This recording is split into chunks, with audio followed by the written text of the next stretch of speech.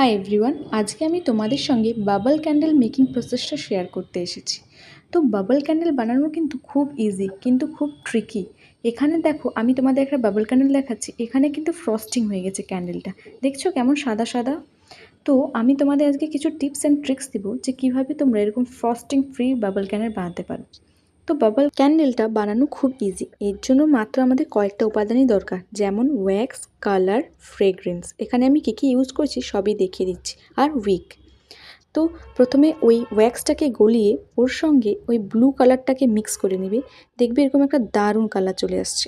এরপরে তোমরা যতটা গ্রাম বাবল ক্যান্ডেল বানাচ্ছো সেই রকম অনুযায়ী তোমাদেরকে ফ্রেগ্রেন্সটা ইউজ করতে হবে, এবং ওটাকে 2 মিনিট পর্যন্ত খুব ভালোভাবে নাড়াচাড়া করবে। তবেই কিন্তু বাবল ক্যান্ডেল শুরু থেকে একদম শেষ পর্যন্ত প্রতিটা কোনায় কোনায় ফ্র্যাগ্রেন্সটা পৌঁছাবে। না হলে কিন্তু হয়তো শুধু উপর দিকটাতেই ফ্র্যাগ্রেন্স আছে আর নিচের দিকে নেই, এইভাবে হয়ে যেতে পারে। এরপর আমাদের লক্ষ্য রাখতে হবে যে টেম্পারেচারটা। অনেক সময় আমাদের ওয়েদার হয়তো ঠান্ডা, কিন্তু বাবল ক্যান্ডেলটা যেহেতু আমরা গরম পোর করছি সেই জন্য ফ্রস্টিং হতে পারে, কিংবা অনেক সময় মোলটা ঠান্ডা থাকার জন্য তখনও ফ্রস্টিং হতে পারে। তো বাবল ক্যান্ডেলে বা যে কোনো ক্যান্ডেল পোর করার আগে ভালোভাবে প্রিহিট করে নিতে হবে মোলটাকে। সেটা হেয়ার ড্রায়ার হোক কিংবা হিট গান হোক, তুমি তোমার ইচ্ছে মতো ইউজ করে এটা মোলটাকে ভালোভাবে প্রিহিট করে নেবে।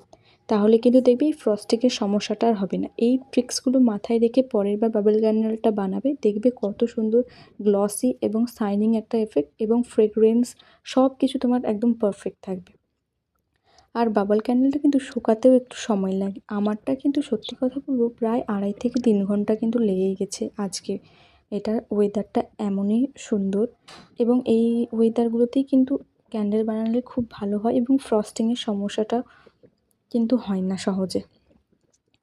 তো এখানে দেখো বাবল ক্যান্ডেলটা শুকানো পর্যন্ত আমি অপেক্ষা করেছি, এবং এটা শুকিয়ে যাওয়ার পর তারপরে আমি ডিমোল্ডিং করছি, এবং দেখো কত ইজিলি এটা ডিমোল্ডিং হয়ে গেছে।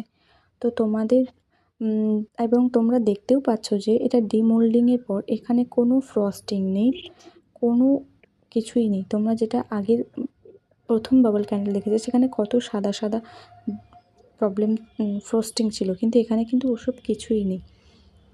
তো ঠিক আছে, এটাই ছিল আমার এই ভিডিওতে টিপস অ্যান্ড ট্রিক্স। যদি তোমাদের এই ক্যান্ডেলটা ভালো লেগে থাকে তাহলে আমাকে কিন্তু প্লিজ লাইক অ্যান্ড সাবস্ক্রাইব করতে ভুলো না কিন্তু। Thank you.